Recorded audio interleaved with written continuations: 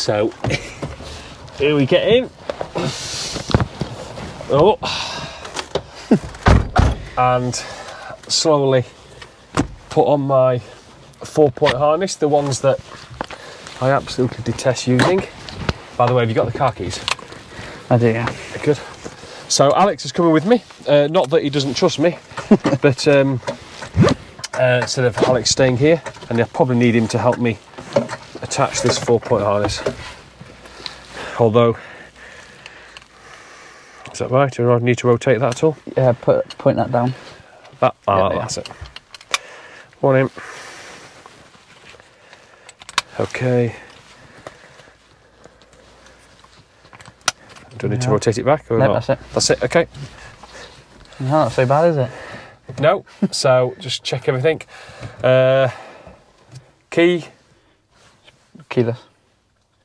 Is it keyless? Mine's not. Should be. Press clutch down, start. Well, I didn't know that. Well, I need to check mine, because I've always put my key in the slot. Keyless entry? No, I don't think so. Oh, you might not then. You've got this Lofty gauge that's right in front of me. In fact, it's in front of arguably the actual main speedo, showing you the RPM, the time, water temperature, voltages. There's all sorts of stuff here, speed in digital readout, etc. So you generally use this more than your main instrument cluster. Yeah, I don't look at my cluster. The only time I look at that now is if I was wanting to look at my MPG, if I was really bothered. Yeah, okay. But other than that, yeah, I just use Lofty. Okay. Seats, yeah. Feel like, in fact, you don't actually feel too low, do you? No. I mean, they're not. I was expecting to sit like on the floor, and not at all. This feels a right sort of height actually for road as well. 0.1 shifter. They are great. They're just, what's that? 4 or 5 inches away from you to your hand. So your hand, left hand's hardly having to move off the steering wheel to get onto the gear stick. Quite a bassy drum through the exhaust as well, and that'll obviously be echoing around this empty car at the back. And I was just saying on the gauge, you see your water temp's blue. Yes. When that gets up to temp, it'll just go white like normal. Yeah. Okay. Got you. Yeah. So that's a way of that telling you wait a bit. You can set that to. So if I wanted, I could have set 55 as my. If I wanted that to be my operator. Oh. So you set where you want where you want the threshold to be. Yeah. What about oil temp? Do you use your RS monitor? RS monitor. Yeah. Okay. Okay. Cool. Right.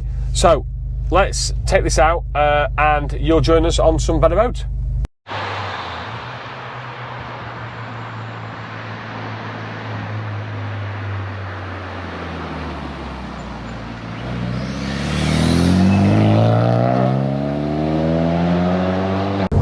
So we're just going to come out of this village. Revs just over 2,000 revs, 30 miles an hour. And we'll just give it again part acceleration here. Yeah, 2,500 revs in third gear. Oh, you're straight away at legal speeds, and it's absolutely effortless with that. There's certainly not a noise. It's resonating around because it's all stripped out, and that exhaust, you can hear it really, really loud. There's a little left-hander we're going to take here.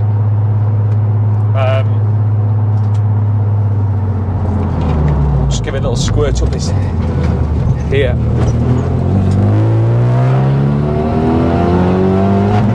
And it's that mid-range turbo.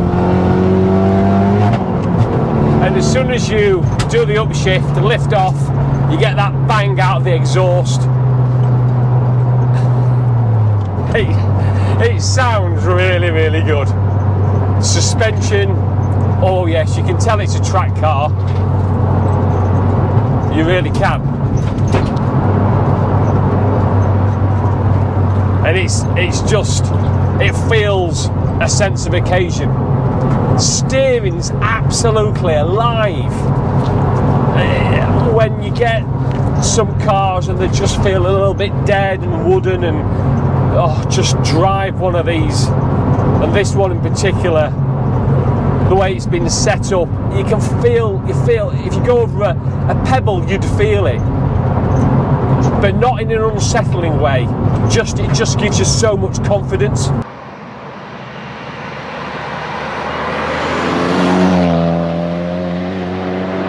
That mid-range torque. I'll just hold third gear here, lift off, a few bangs there.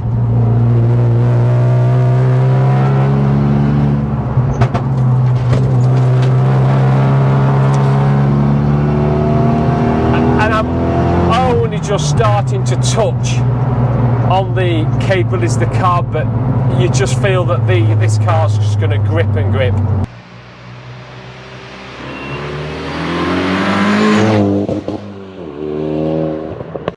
So this is one of my favourite roads. But again, we're going to keep this in normal. So at the moment it's 265 horsepower. So quite a testing road, but not one I would imagine will suit this, because it's quite bumpy, potholed. Just hit the rev limiter there. Third gear. It's popping and banging.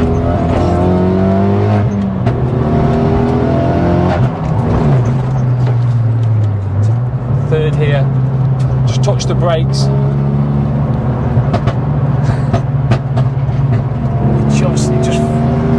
There's no, as soon as you just flick the steering wheel, whichever direction, just a fraction, you almost look one way and it goes. And it actually, considering it's so track focused, it didn't do a bad job at all. Punching out of that second gear corner. Lovely gear shift. Just got to be a bit careful here, there's a few potholes there.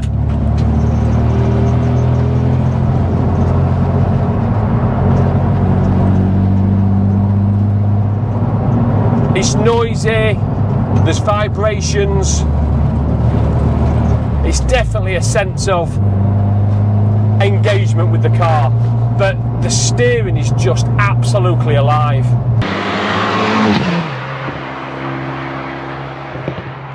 The RS250s, this is a base car, even though quite a long way removed from the standard, picked up with the cups, which you need. Non-cups haven't got the LSD, but cups probably 6.5, 7 to start at, and then you can go up into sort of 10, 12,000, depending on spec, etc. Alex, I'm putting you on the flipping spot here then, just roughly, to take my standard Meg into something similar to this. What cost are you expecting? Is it a couple of thousand? Is it 4,000?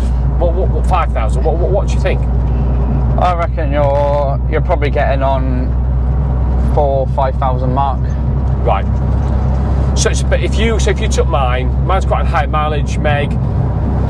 Say it's worth 6,500. Mine's at the bottom of the market because of the miles it's done. And I put 4,000 into it, make it track. It's still 10, 11, 12,000 pound car. And what other car could you drive on track and be as competitive for that amount of money? I don't know. I'm not sure. That's why I think every time you go to a track day, there's always, it's a given, there's always going to be 2 or 3 Meganes there. Oh yeah, there's every track that I've gone to, I'm always seeing other Meganes, and even the Mark IIs, they're quite a popular choice. Yeah.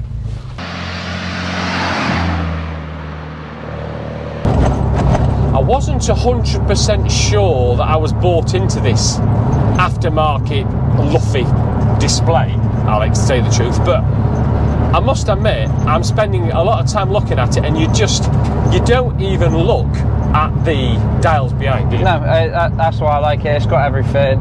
It's digital. It's good. It's nice to look at, and that's the reason why it's there. It's right in the view. Yeah. No, I do. And I thought, what do you need it for? But do you know what? I get it. I do. And and it's actually easy to read.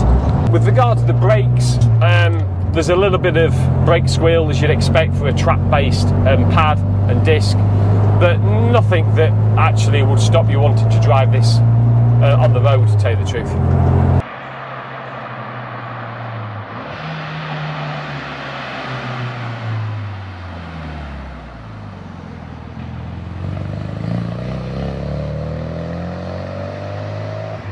put it into sport, straight away that throttle response with the mapping, and it's, oh my word.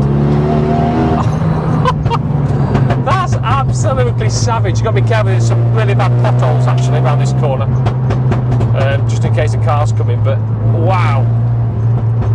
And this is what, it just turns into this absolute animal. Steering is becoming almost a little bit too twitchy with it. It's picking out all the cambers and bumps in the road now.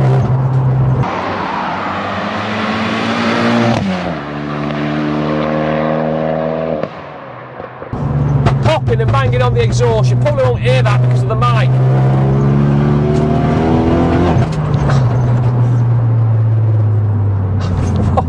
It's an insane driving experience. It really is.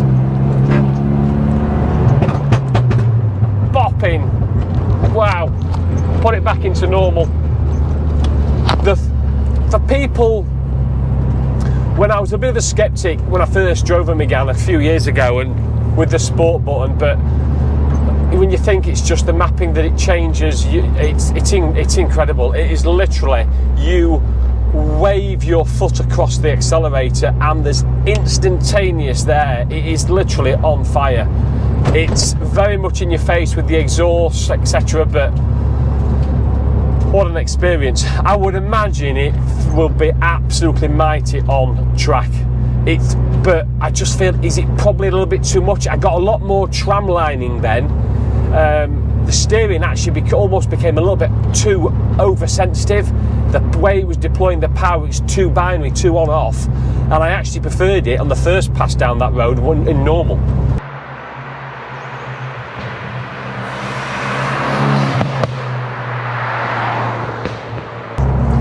So how do I summarise this track-based Megane? Well, I think whatever I say here comes with a big degree of caution. I think first of all is that we're not putting it into its natural environment here. It wants smooth tarmac, flowing tarmac in a track environment. We're testing it on some pretty testing local B roads. And as a result of that, when the road gets really bumpy, and it can just feel a little bit unsettled. When I was in that sports mode, the steering wheel was almost fighting with cambers in the road and potholes in the road. It actually drove for me better in normal. Maybe that was less power. I think just a bit of a big up for Alex, I suppose. I kind of like the fact that Alex has focused for the last 18 months on improving his car, but not by doing what many people do, which is let's put remap, let's put bigger turbo on, let's get more power. He's actually spent 18 months getting the car running to its optimum with the power that it's got. And 320 horsepower, that's going to be enough for most people on most track days.